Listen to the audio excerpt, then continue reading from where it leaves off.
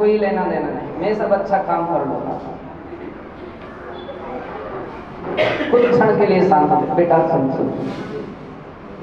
बेटा सामने नहीं आता तो वे फोन लगाता, सुनो, बड़ी समस्या खड़ी हो गई। पहले लोग व्यक्ति के कमरे में पहुंचता था, सुनो, व्यक्ति कमरा बंद कर लेता था तो इंतजार ही कर लेता था। बेटा कहीं बाहर चला गया तो आवाज लगाता था, और अब कहां तक जाओगे, वो आवाज तो आपकी कहीं से कहीं पहुंच रही है। माइक भी फेल हो गए उसके साथ, देश विदेश तक वो आवाज पहुंच रही है।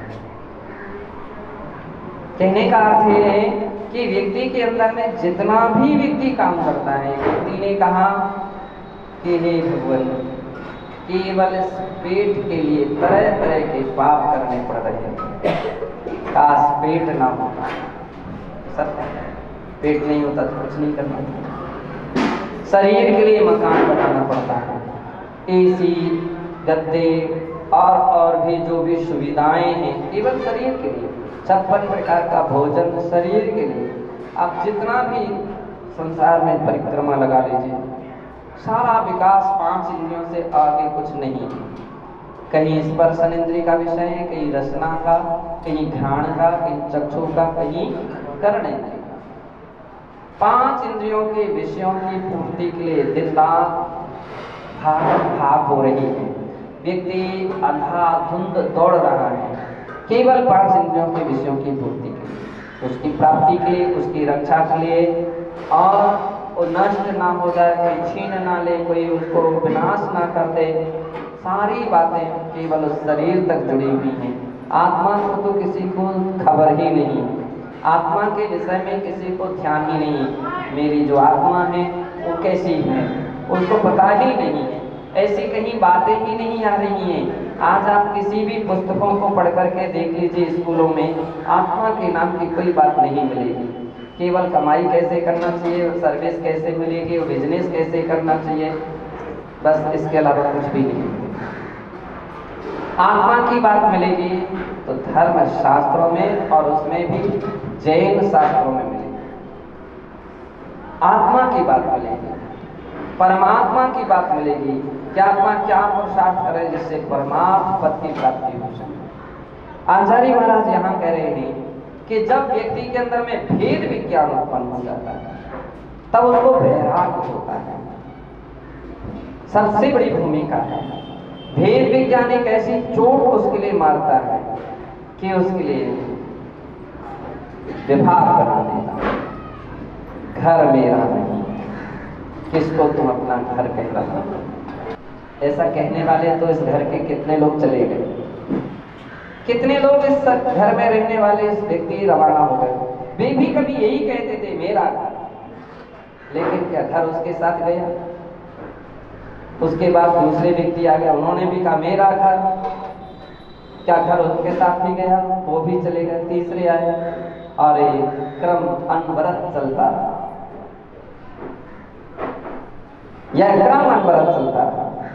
बड़े बड़े राजमहल या बड़े बड़े किला वगैरह अपन देखते हैं, पीढ़ी बाई पीढ़ी बनाने में निकली हैं, लेकिन कोई भी पीढ़ी उसको अपना ना सकी।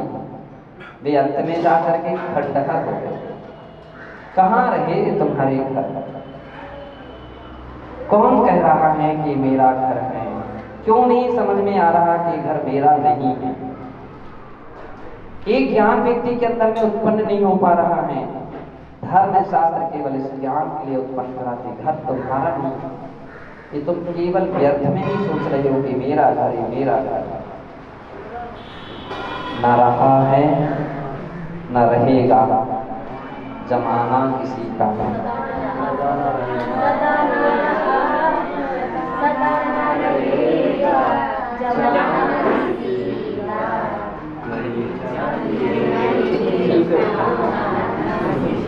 सदा ना रहा है, सदा ना रहेगा, जमाना कुछ नहीं। ये मेरे परिवार, कौन सा परिवार किसके साथ रहा, कहाँ रहा, कहाँ रहा, कब तक रहेंगे? ये मेरे पिता, जिन्हें आज तुम पिता कह रहे हो, जिसे आज तुम पिता कह रहे हो, आयु के बाद, पूर्ण हो जाने के बाद, मृत्यु के बाद हो सकता वो आत्मा कहीं बेटा बन जाए, आपके ही यहाँ जन्म ले ले। आप फोटो की पूजा कर रहे हैं और बेटे को चांटा लगा रहे हैं, फोटो को लिए माला पहना रहे हो और बेटे के लिए दुष्कार कर रहे हैं। वही तो आत्मा आ गई है। शास्त्र कहते हैं कि अनंत भवों में कौन तुम्हारे पिता नहीं हुए, कौन तुम्हारी माँ नहीं हुई, कौन तुम्हारे बेटे नहीं हुए, कौन तुम्हारी बेटी नहीं हुई, कौन सा संबंध ऐसा रहा है जो संबंध नहीं रहा। हर संबंध जीव के किसी ना किसी रूप में इस अनंत काल की अवधि में हुए, तो फिर सत्य का ज्ञान होता है और व्यक्तियों को वैराग होता है। वैराग का अर्थ केवल इतना ही नहीं हमारा घर का त्याग, और फिर मुड़ मुड़ करके घर को देख रहे हैं हमारा घर का क्या हो रहा है, घर वालों का, घर के परिवारों का त्याग, और फिर भी बार बार याद आती है, पापा याद आते हैं, भैया याद आते हैं, चाचा याद आते हैं। इसका मतलब सत्य का ज्ञान कहाँ हुआ? सत्य का ज्ञान कैसे माने कि आपको वैराग होगा। संयम के पथ पर चढ़ने वाली पहली सीढ़ी वैराग्य थी, पहली सीढ़ी, और पहली सीढ़ी ही नहीं बना पाए तो अब आगे की सीढ़ियां कैसे मानी जाएंगी? आगे की सीढ़ियां ऐसे वैराग्य से तो मुझे लगता विद्याधरों का वैराग्य और अधिक मजबूत था। विद्याधर विद्याएं सिद्ध करते हैं, रावण विद्या सिद्ध कर रहा था। विद्या सिद्ध करते समय विद्या देवता ने रावण की परीक्षा ली। रावण थे, विभीषण थे और कुंभकर्ण, तीनों विद्या सिद्ध कर रहे थे। बियाबान जंगल में और बिल्कुल कठोर साधना में उपवास करके बैठे हुए थे, सिद्धि कर रहे थे, और विद्या देवता सिद्धि करने के लिए आए। क्या रूप बना कर के आए? क्या रूप? मंदोदरी का रूप बना कर। और मंदोदरी भी कैसी बनी?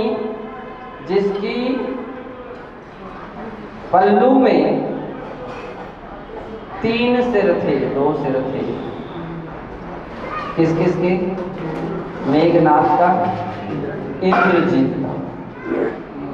ये 2 सिर थे, केवल सिर, कटे हुए सिर। चीखती हुई, विलाप करती हुई मंदोदरी आई। किसके लिए आप विद्या सिद्ध कर रहे हो?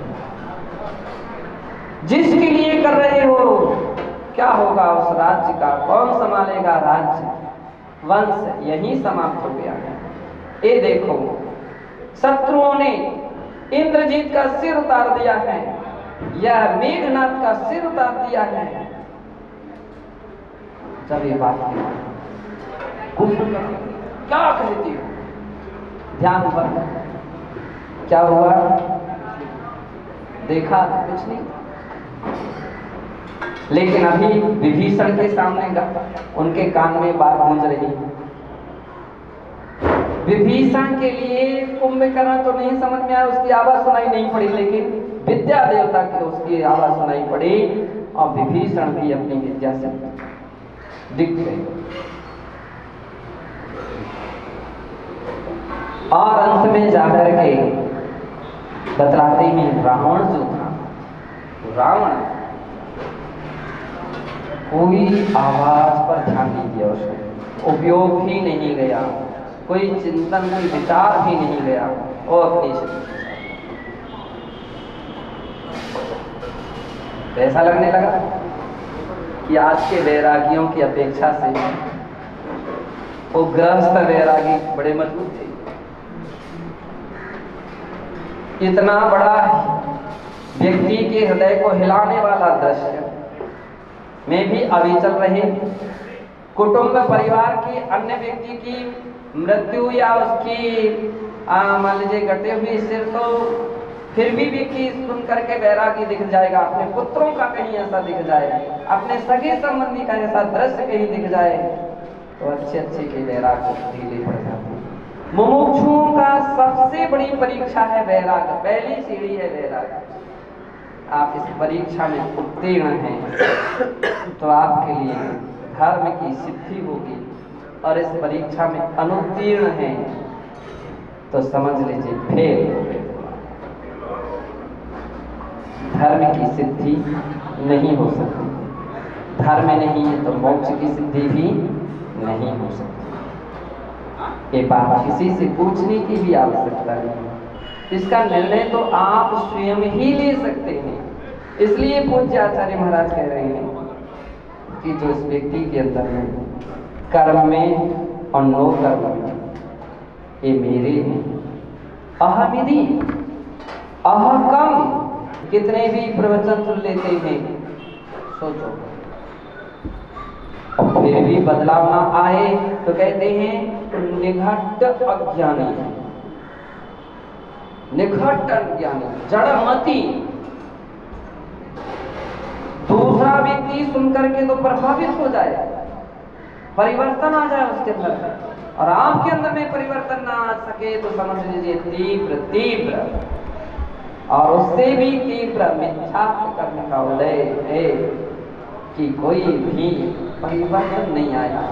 आपके मोह के संस्कार टूटे नहीं, आपकी अज्ञानता के संस्कार टूटे नहीं, आपके मिथ्यात्व के संस्कार टूटे नहीं।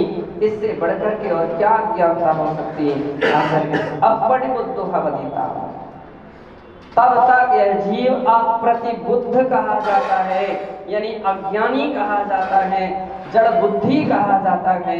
इसलिए अपने लिए इस बात के लिए ध्यान रखिए कि अज्ञानी बने रहना ये कोई अच्छी बात नहीं है।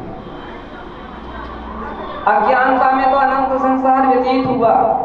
एक इंद्रिय जीव, दो इंद्रिय, तीन इंद्रिय, चार इंद्रिय, सैनी सैनी पंचेंद्रिय, और भी देश देश नगर नगर की अवस्थाओं में परम पद्धति में इस जीव ने अपना जीवन व्यतीत किया है, अज्ञानता में व्यतीत किया है। अब वैसी ही आज भी वैसी अज्ञानता बनी रहे तो फिर क्या तुमने तत्व को सीखा, क्या तुमने समझा? बोले किसी योगी के पास जब पहुंचो उससे पूछो तुम्हारे पिताजी कौन हैं, और वो कहे, उसके अंदर से आवाज आए, ज्ञानम यस्य पिता क्षमा च जननी सत्यम शांतिश्चिरम गेनी। ऐसी आवाज गूंजने लग जाए, समझ लीजिए तब तक ज्ञान है।